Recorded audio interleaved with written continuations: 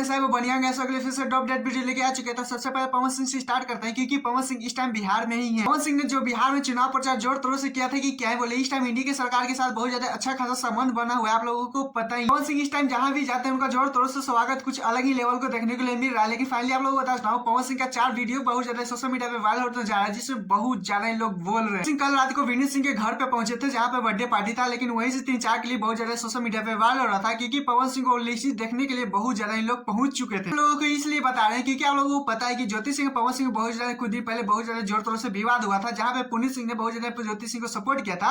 बल्कि पवन सिंह के जितने भी फैन थे वो बहुत ज्यादा ज्योति सिंह को सपोर्ट कर रहे थे। 2 पल के लिए पवन सिंह बहुत ज्यादा गलत हो। पवन सिंह आते हैं इंटरव्यू देते हैं ज्योति सिंह के बारे में, उसके बाद बहुत ज्यादा नॉर्मली हो जाता है। लेकिन यहाँ पे देख सकते हैं 3-4 घर से पवन सिंह निकलते हुए आ रहे थे। लोगों ने अंदाजा लगा लेते कि शायद ज्योति सिंह के घर पे गए हुए थे, लेकिन आप लोगों को बताता हूँ ज्योति सिंह के घर पे पवन सिंह इस टाइम नहीं गए हुए हैं। वैसे भी 28 तारीख को दोनों आमने सामने होने वाले हैं, लेकिन पुनीत सिंह और पवन सिंह एक साथ हो चुके हैं फिर से। तो आप लोगों की इस पे क्या कहना है प्लीज कौन बताइए। दूसरा अपडेट चलते जिसमें खेसारी लाल यादव का इस टाइम बहुत ज्यादा ट्रोल हो रहे हैं, चाहे तो मजाक भी बोल सकते हैं क्योंकि फाइनली खेसारी लाल यादव का सॉन्ग आता है ग्लोबल म्यूजिक जंक्शन से। क्योंकि आप लोगों को बता सकता हूँ बहुत ज्यादा गंदा रिस्पॉन्स देखने को मिल रहा है। मतलब रिस्पॉन्स अच्छा है लेकिन बहुत ज्यादा मजाक बन रहा है कुछ इस तरह से। तो सॉन्ग का नाम है लागेलू नागिन जैसन कुछ इस तरह से, क्योंकि सिल्वी राज के साथ इन दोनों का सॉन्ग सुनने के लिए मिलेगा। लेकिन बात करें इनका तो आप लोगों को बता सकता हूँ पवन सिंह का जो सॉन्ग आया था सॉन्ग के पहले ही 7 घंटा पहले इनका सॉन्ग आया था, लेकिन फिर भी देख सकते हैं ट्रेंडिंग नहीं पकड़ा। वहीं पे पवन सिंह का बात करेंगे जो सॉन्ग आया था ले जाएंगे तेरे साथ, क्योंकि आप लोग बता रहे फाइनली 1 नंबर पे ट्रेंड पकड़ लिया क्योंकि एक दिन फाइनली हुआ है। लेकिन वहीं पे खेसारी लाल यादव का सॉन्ग का बात करें जो मतलब लगभग पवन सिंह का 11 बजे सॉन्ग आया था, उनसे पहले 4 घंटे खेसारी लाल यादव का सॉन्ग आया था। लेकिन ये सॉन्ग आया था तो ऐसा बात नहीं कि मुझे पता नहीं था, मुझे भी पता था। लेकिन आप लोग बता सकता हूँ मैं थोड़ा बिजी था, इसी कारण इस पे वीडियो नहीं बना पाया था।